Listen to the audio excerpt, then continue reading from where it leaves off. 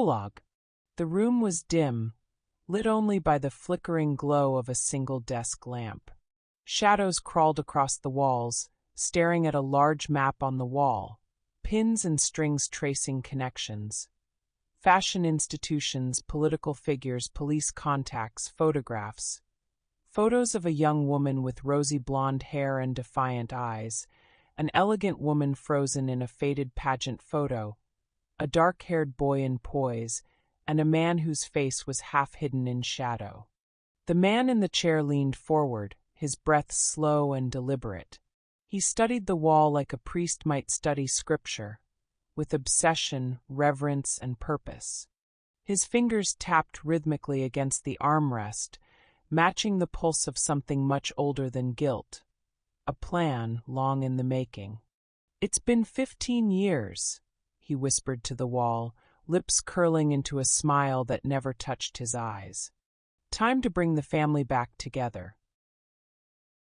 The first night, the taxi rolled to a slow stop on the cobbled Rue de Martyrs, the Eiffel Tower just a glimmering silhouette in the distant Parisian twilight. Vivi Cross was the first to fling the door open, her oversized sunglasses still perched on her head despite the setting sun. "Girl," she announced, stepping out like a runway model onto the uneven sidewalk, "we have officially arrived in paradise." June Abbott climbed out later, nearly tripping on her camera strap and her tote bag stuffed with guidebooks, a half-eaten granola bar, and a worn paperback on forensic psychology. She looked up at the skyline, wide-eyed and glowing. "It's even more beautiful than I imagined." Paris stretched out before them like a dream stitched in gold. Balconies wrapped in iron vines, cafes spilling with laughter, and lamplight flickering across time-worn streets. The city smelled faintly of butter and smoke, and Vivi looked like she belonged on the cover of a travel magazine, heels clicking confidently as she strutted ahead. "First stop," she said, flipping her rose-gold hair over her shoulder. "Hotel." "Second stop, vintage Chanel boutique." "Third stop, escargot and champagne, obviously." June wrinkled her nose. "Escargot is a hard no. Do you know how much mucus a snail produces?" "Jay, do you ever just not?" Vivi shot her a look. June stifled a giggle as they reached the front steps of Hotel de Minuit. The hotel was tall and narrow, with ivy climbing its cracked cream-colored facade.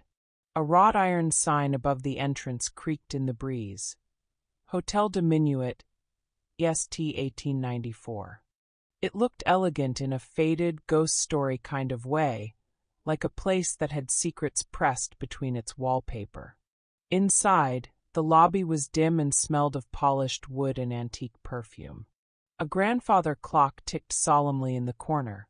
The receptionist, a gaunt man in a too-tight waistcoat, greeted them with a smile that didn't quite reach his eyes, just unsettling enough to make June tilt her head.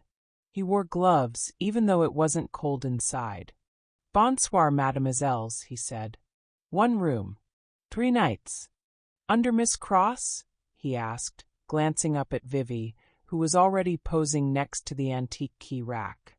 "Twins. Room 304. 3rd floor.